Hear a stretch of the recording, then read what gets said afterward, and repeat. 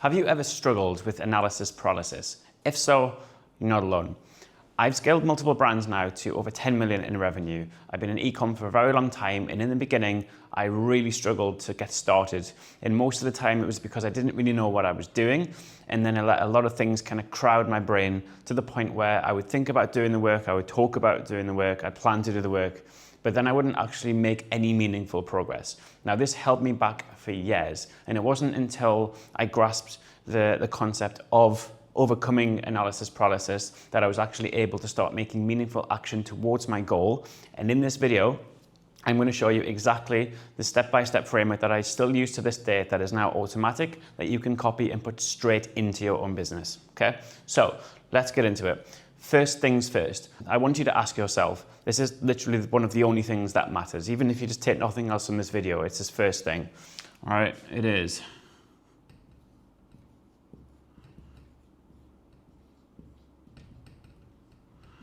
What are you optimizing for? What makes this all worth it? And also, which direction are you going? The reason that this is so important is because your goal, your end destination is going to dictate the small micro actions that you need to take in the day-to-day. So say, for example, you're aiming for a revenue number. Say you want to make 1 million this year. That's the macro goal. And now we need to reverse manufacture. What does getting to this 1 million a year look like in terms of small micro actions that you need to take day after day, those little 1% things that you need to do in order to achieve that 1 million a year goal? Okay, so what I'm trying to get at is before you even start doing anything, you need to have crystal clear clarity on your goal. Okay, clarity on your goals will dictate the micro actions. And this is like one of the most important things, because if you don't know where you're going, you're going to get pulled this way and that way. You're going to get sucked into this, or you're going to get pulled into other people's problems or perceived emergencies.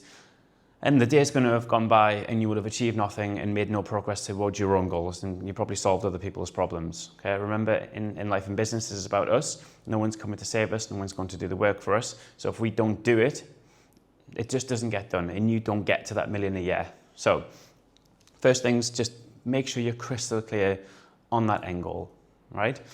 From then, it's about, okay, now I have in a sea of infinite options and things to do or fires to put out or things to work on. How can you limit your options? This becomes the second one, okay? The reason you want to limit your options is because you have so many different things to do, particularly so as an entrepreneur, or if you're an early stage entrepreneur. In the beginning, you have to work hard enough to not have to work hard. And what that means is you sometimes have to wear multiple caps, even just in the same, never mind the same day, the same morning or the same hour. You can be doing accounting, you could be working on performance marketing, you can be managing, you can be website building, all of these different things. And knowing what to work on becomes a really high key skill to develop as an entrepreneur. The way that I do it is I separate my tasks into whatever is high income generating. So I have a category of IGTs, which stands for income generating tasks. And the reason this is so important is because this allows me to clear through the noise, and whatever it is that I need to do, that's going to give me the most output, because I'm looking for asymmetric returns, which means that where can I put 1 unit of work in and get 10 out, okay? As opposed to putting 1 unit in and getting 1 unit out. These particular tasks need to be your priority, okay? And sometimes in the beginning, it can be difficult to know and understand where you need to spend your time, particularly so when you have like an infinite amount of options and things to do. But you must, this is a key thing as entrepreneur, as CEO, business owner, founder, whatever you want to call yourself, understanding where are the key revenue driving activities. This becomes your task. And what you will find if you look internally is the things that you most, like the things you least want to do are the things you most need to do. That's sometimes a good, this is where procrastination comes in, because it's difficult or it's challenging or it's out of your comfort zone. And this is sometimes where you can kind of kick the can down the road a little bit and time passes and the thing you actually need to do doesn't get done.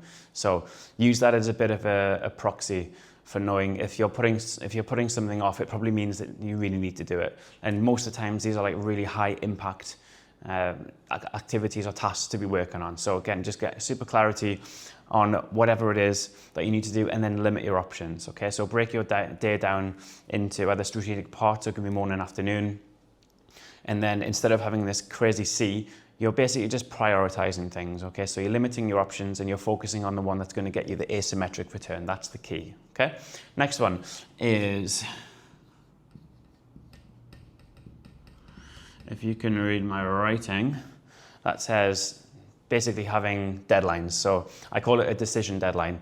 And what you're trying to do here is you're trying to protect your mental bandwidth, because unmade decisions carry a load, carry a cognitive load, and they're things that you'll keep ruminating on, and it will take your attention away from actually doing the important things. So if you can set yourself really tight decision timelines, so, okay, this needs to be done, but I need to make a decision on it this morning, or I need to make a decision on it in the next 10 minutes. Your ability to be successful as a CEO will always come down to your ability to be a good decision maker, but then also actually make the decisions and execute on them. And again, same analogy as before, if you keep kicking the can down the road, you avoid making the decision, it's going to hold you back, it's going to slow you down, and also it's going to take away your attention from even times when you're not working, because you're thinking, I need to do this, or should I do this, or where am I going to go with this? So set really tight deadlines and take action, okay? Otherwise it will just disperse your attention, and it just compounds everything, okay?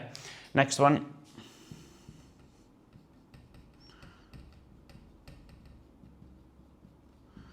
This, again, if you can read my writing, says imperfect. And the principle here is that you do not need this like perfect concoction of like a specific situation or things going on for you to make a decision, okay? It's okay for you to make imperfect decisions in the beginning, because at least then you have a basis to get real world feedback from, okay? My metaphor, whatever you want to call it for this, is to start now and get perfect later. The key thing is that you actually start, and you don't hold off doing something because it's not just right. You find perfectionism, particularly so when it comes to things like creative things like design work, can sometimes hold you back because it's not ready, or it's not good enough, or it's you know what I mean, it's just not quite there yet. But Reid Hoffman has a good quote where, if you're not embarrassed by the first iteration of your product, then you launch too late. And that's the same for this, okay? It's okay, particularly so in the beginning, to get a MVP, minimal viable product, or minimal viable service, minimal viable offer, whatever you want to, whichever iteration of it you want to do.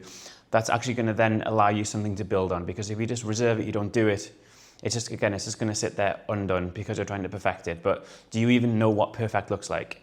Most times what we think is perfect is irrelevant, because let's be honest, the only thing that really matters is what does the consumer think is perfect. And the things that you can be a perfectionist about, in the bigger picture, customers probably really don't care that much, okay? It's important once you have size and scale to perfect these things, but if you don't do them, if you don't make decisions on these things, you don't take action, they're just going to sit there, they're not going to get done, and ultimately you're the one who's going to lose, because no one's going to make this decision for you and no one's going to sign it off, okay? So just be aware of that, okay? Things don't have to be perfect in order for you to take action on them. The next one.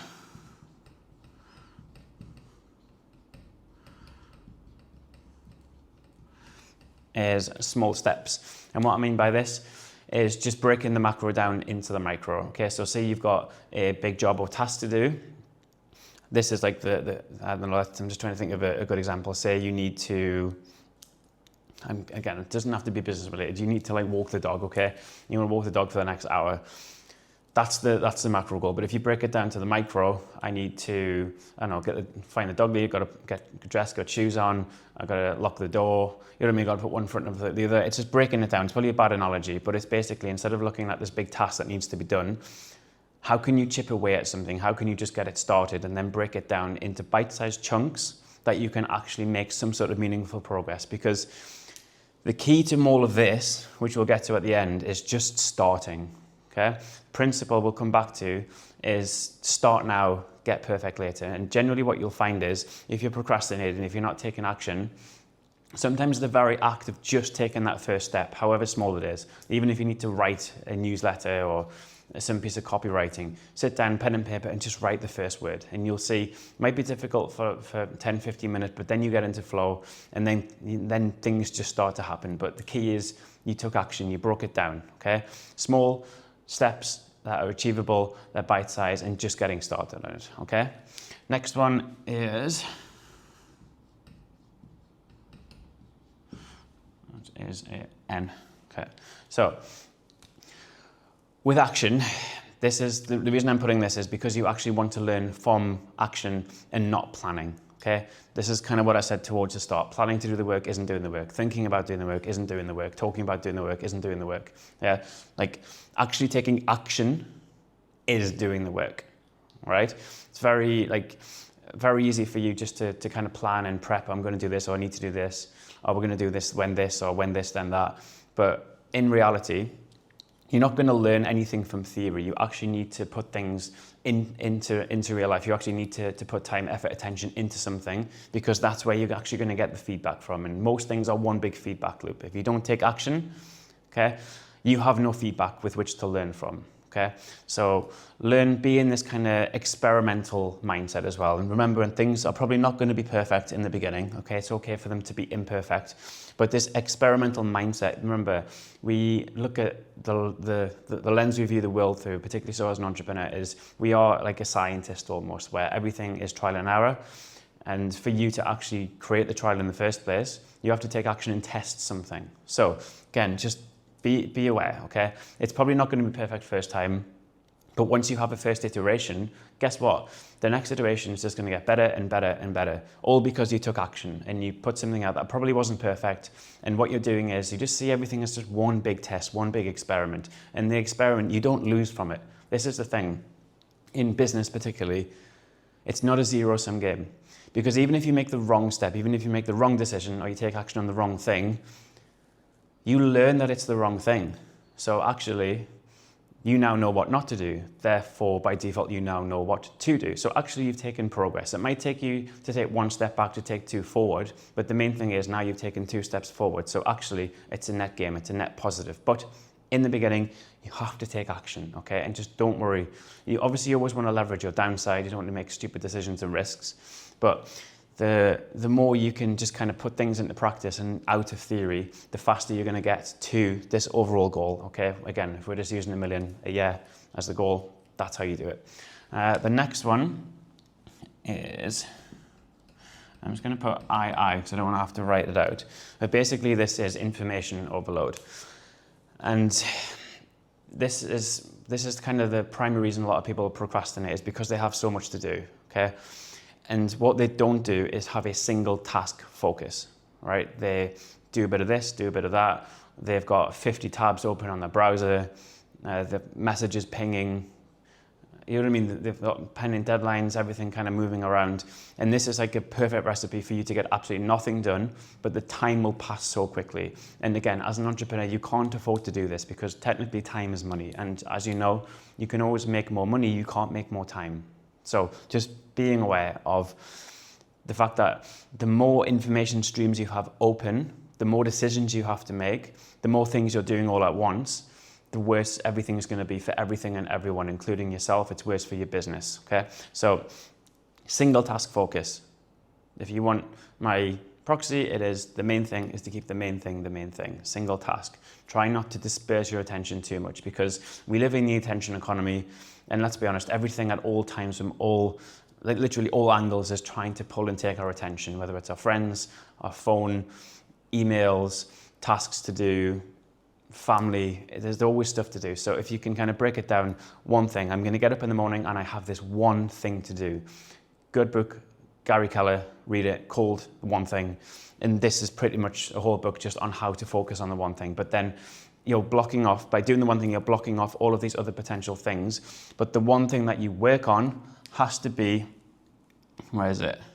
Has to be obviously in line with what you're optimizing for, but also needs to be your highest income generating task. So it's just, again, building in prioritization. Hope that's making sense. And the last thing, that's supposed to be a number 8. Again, I'm not going to write it out, but the ACC here is talking about having accountability. Now, accountability can come in many forms. Most people think when they start a business that I just want to get away from my boss. I don't like being told what to do. And yeah, I understand that, I get that. But the reality is now you're not answerable to anyone, but you're still accountable. You're accountable to yourself. You're accountable to any dependents you have or family. And more than anything else, you're now completely accountable to your customers. So the accountability side of things is huge.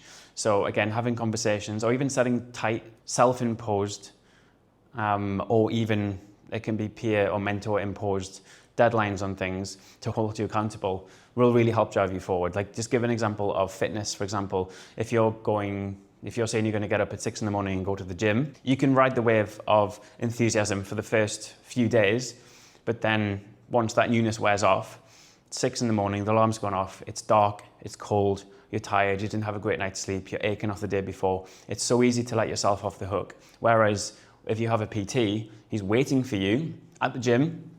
I guarantee you will get out of bed and you'll show up. So again, the accountability side of things in life and business is so important, and this is the key value of actually having a mentor, because not only will they hold you accountable, because you have no one telling you what to do, particularly so when it comes to high income generating tasks, you also now have someone working with you to tell you what to do and also how to do things. And this really can be a force multiplier. In life and business, speaking from personal experience, as soon as I got a mentor, everything just kind of, so say we were like, axis is here, okay? Cash, time. So starting here, it was just kind of like this. And then at this point here was getting a mentor, just building in both accountability and being also able to leverage someone else's experience, domain level specific sector experience, where I can learn from their mistakes and also have someone to soundboard off and hold accountable. This is when things really start to take off, okay? And then you can literally piggyback and use the exact same thing. But remember, out of all of this, clarity comes from action. It comes from doing the work. So the next time you're thinking, or you're feeling, or you're procrastinating, just be aware, like, what are you optimizing for? How much do you actually really want this goal? And also, what are you willing to sacrifice to get there? Because you know, nothing worth doing is ever easy. It's not. It always takes far longer than you think and costs way more than you first expected. So what makes it worth it? If you are in this kind of procrastinating mindset, life will just pass you by. Money will just fall through your hands, not in terms of cash coming in, but in opportunity cost, okay? And this is where you stay broke. This is where you continue to look like this guy or girl, whatever you want to call them, on the board, okay? So, summarize all of this. If you are stuck, if you're procrastinating, if you just kind of this analysis paralysis, limit your options, focus on high income generating tasks, build an accountability, and guys, just do the work. So, any comments, put them below. I'll get back to each and every one of you individually. Hope you enjoyed the video, and if you want to see anything more specific on business, on e-com, or on motivation, just let me know and I'll make you a video. Thanks for watching.